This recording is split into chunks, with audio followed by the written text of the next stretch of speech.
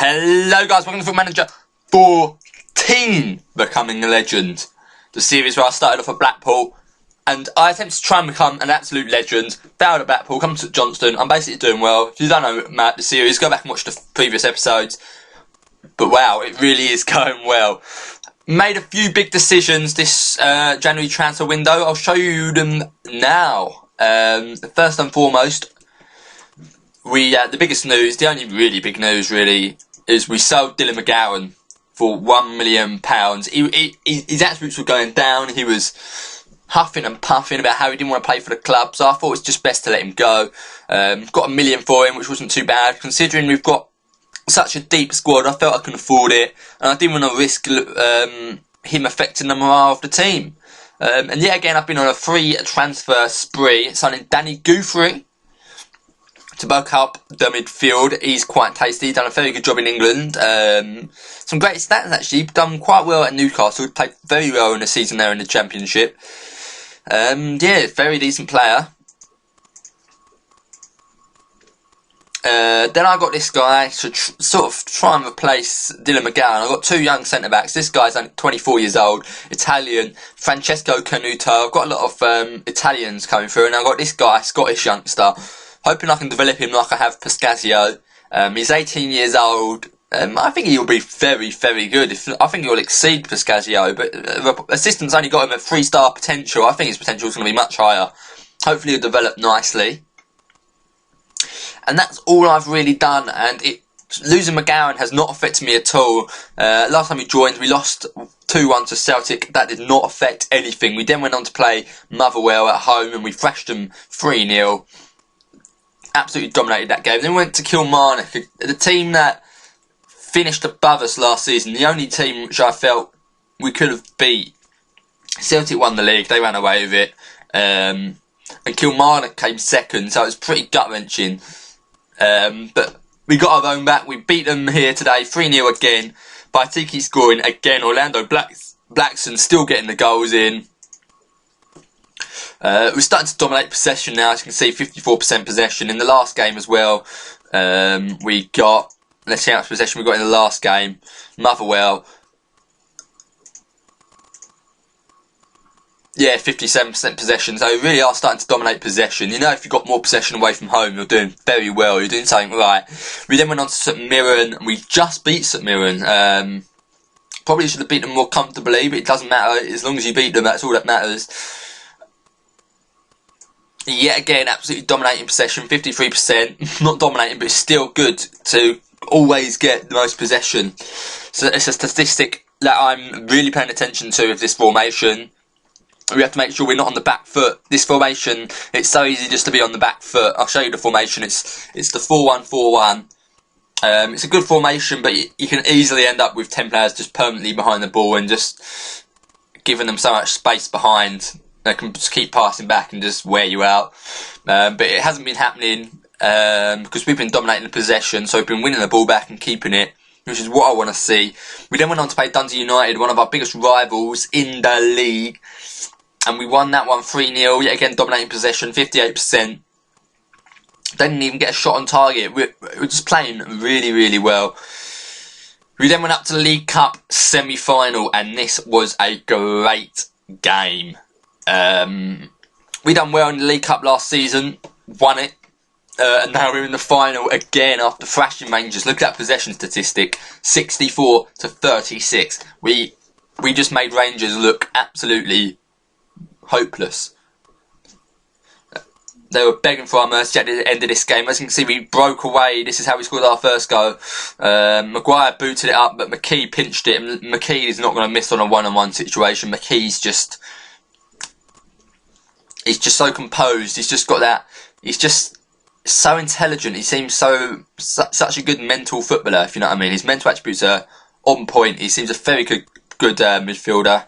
And yet again, he picked up his second goal in 26 minutes. I thought there might be a chance he can get his hat-trick, which would have been nice. McKee's sort of been my Gerrard this season, how Gerrard's been for Liverpool. It's nice to see McKee doing well. I signed him on a longer contract as well this month. I've signed him here till 2020, which is a 5-year contract, the biggest contract you can give him, so it's nice to see him staying, committing his long-term future to the club.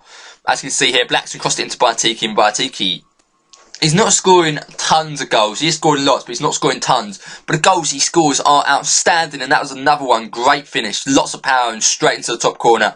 McGowan getting another goal as well. Still only 34 minutes in, he scored about 4 goals in the space of 10 minutes, which is great to see. It just absolutely battered Rangers, really ruined their confidence. There's no chance they were getting back into this game. Baitiki pinches it here in midfield. Has a little scrap with Blackson. Blackson comes out on top because he's the stronger player. Baitiki sort of lacks that strength. But you have to expect that with wingers, unless you've got a Ronaldo out there. Osman picks it up here. Finds a nice pass to McKee. At this point I was playing McKee up front, trying to get him his hat-trick. Baitiki almost got on to the end of that, but didn't. Bell now tries to clear it out. But yet again, we win the ball in the air. We've got very nice aerial players. I like that. I like to have tall players, powerful players in the air. Kikiletti now having a nice pass to Baitiki, who has a shot and it goes in again. Baitiki, Sinan Baitiki. Very good player. Yet again, a great finish. It's nice to see Baitiki finishing them chances. But he doesn't want to sign a contract, so I've only got 1.5 seasons left with him. But I think he's outgrowing the club, which is why I don't really see too much of a future at St Johnstone. I might do another season, I don't know. I'll see how it goes. I'm not gonna resign. I don't think. I'm gonna wait until these job offers come in. I don't know. I'm on the fence with this at the moment. But as you can see, Baitiki's developing nicely, very nicely. Joe McKee as well. We got him on a longer deal. We haven't yet. I think he's still considering it, but he accepted it, yeah. But he's accepted it. He says he just needs to think things over. But yeah, Joe McKee's developing nicely as well. He's been a top man, and this was a very exciting game. We then went to Aberdeen away from home, trying to continue this great run. Yet again, you can see away from home, absolutely dominating possession, considering we only just won. But this game was very exciting. We started off well. Westwood booted it straight downfield. Hewitt picks it up. Wotherspoon on the right hand side. Wotherspoon's great at just skipping past those fullbacks and then whipping in across. Cuts back this time, finds Hewitt. Back to Wotherspoon. Has a shot from a silly angle and it finds its way in. Don't know how he scored that. Don't know why he even took it on, but it was a great goal. But then they got back into it. Aberdeen, a very good team. Haven't really been doing well in this save, but they are a very good team. Great history. Jacobs picked up the first goal. I hate Jacobs. He always scores against us. I recognise him because he's got a weird little bit of hair. I'll show you that at the end of the game. Then again they are attacking us. McGinn, the guy we tried to sign, plays in Flood. They got a lot of big names here. Flood, McGinn, decent central midfielders. They're very strong in the middle of the pitch. And I think Westwood should have done better with that. Yeah, that shouldn't have gone in. But we decided to go on overload. Bring on Gianmarco Zigoni. He's got very high determination.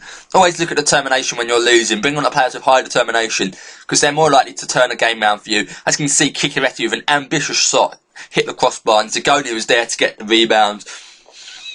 Nice goal there from Gianmarco Zigoni.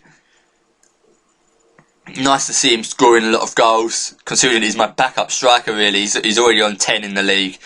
And Zigoni here knocked it on, expecting someone to be there, didn't, but you can see he's so much faster than the fullback, probably due to fitness. Zigoni did come on in the second half. Wotherspoon found McKee. Zigoni again, showing he's got the fresher legs, banged it in to make it 3-2 in the 85th minute, and it was nice to see the boys coming back, making a comeback.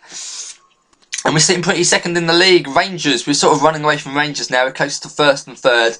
It's definitely going to be a battle between the top three. Yeah, the end of the season is going to be exciting. We've got a good couple of games. I'll show next episode. I'll show the next 6 games. Then I'll do the League Cup final live, and then I'll do the final games of the season. Hopefully you've enjoyed the episode, guys. Leave me some advice about what I should do. How should I treat the team? Should I stay here for another season? Let me know what you reckon. I'll see you later, guys. Bye.